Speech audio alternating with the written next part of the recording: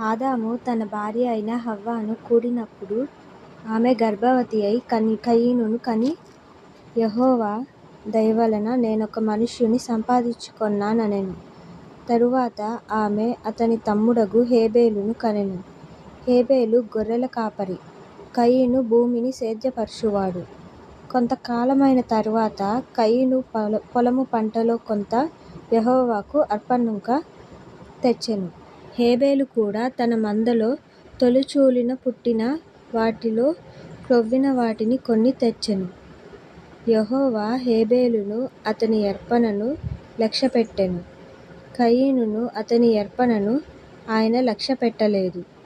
కాబట్టి కయీనుకు మిక్కిలి కోపము వచ్చి అతడు తన ముఖము చిన్నబుచ్చుకొనగా, యెహోవా కయీనుతో, నీకు కోపమేలా?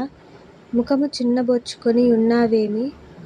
నీవు సత్క్రియ చేసిన ఎడల తల ఎత్తుకొనవా?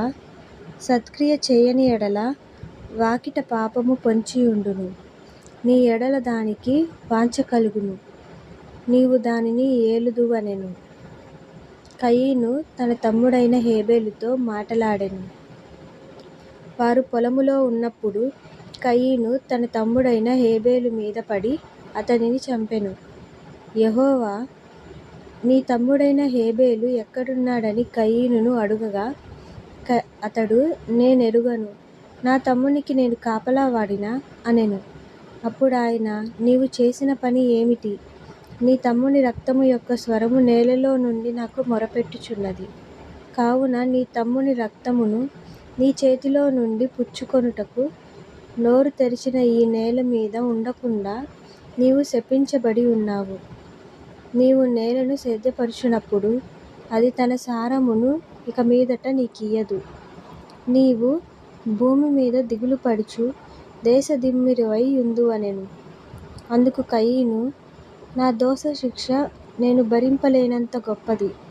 నేడు ఈ ప్రదేశము నుండి నన్ను వెళ్ళగొట్టితివి. నీ సన్నిధికి రాకుండా వెలివేయబడి దిగులుపడుచు భూమి మీద దేశదిమ్మరినై యుందును. కావున నన్ను కనుగొనువాడెవడో వాడు నన్ను చంపునని యెహోవాతో అనెను. అందుకు యెహోవా అతనితో, కాబట్టి ఎవడైనను కయీనును చంపిన ఎడల వానికి ప్రతిదండన ఏడంతలు కలుగుననెను. మరియు ఎవడైనను కయీనును కనుగొని అతనిని చంపకయుండునట్లు యెహోవా అతనికి ఒక గురుతు వేసెను. అప్పుడు కయీను యెహోవా సన్నిధిలో నుండి బయలుదేరి వెళ్ళి ఏదెనుకు తూర్పు దిక్కున నోదు దేశములో కాపురముండెను. కయీను తన భార్యను కూడినప్పుడు ఆమె గర్భవతి అయి హనోకును కనెను. అప్పుడతడు ఒక ఊరు కట్టించి ఆ ఊరికి తన కుమారుని పేరు పెట్టి హనోకను పేరు పెట్టెను. హనోకుకు ఈరాదు పుట్టెను.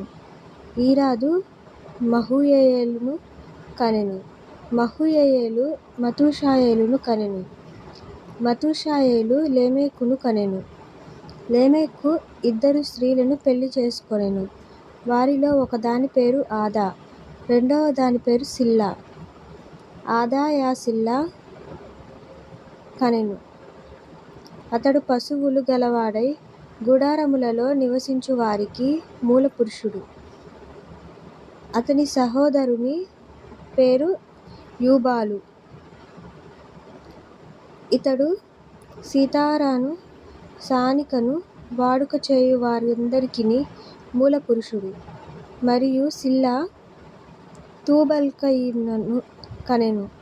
అతడు పదును గల రాగి పని ముట్లన్నిటినీ ఇనుప పనిముట్లన్నిటినీ చేయువాడు. తుబల్కయీను సహోదరి పేరు నయామా. లెమెకు తన భార్యలతో, ఓ ఆదా, ఓ సిల్లా, నా పలుకు వినుడి. లెమెకు భార్యలారా, నా మాట ఆలకించుడి. నన్ను గాయపరచినందుకై ఒక మనుష్యుని చంపితిని. నన్ను దెబ్బకొట్టునందుకై ఒక పడుచువాని చంపితిని. ఏడంతలు ప్రతిదండన కయీను కోసము వచ్చిన ఎడల లెమెకు కోపము 77 వచ్చుననెను.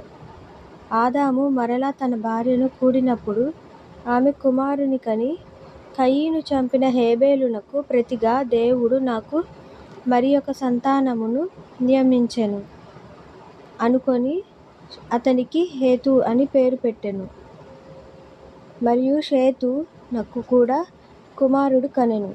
అతనికి ఎనోషను పేరు పెట్టెను. అప్పుడు యెహోవా నామమున ప్రార్థన చేయుట ఆరంభమైనది.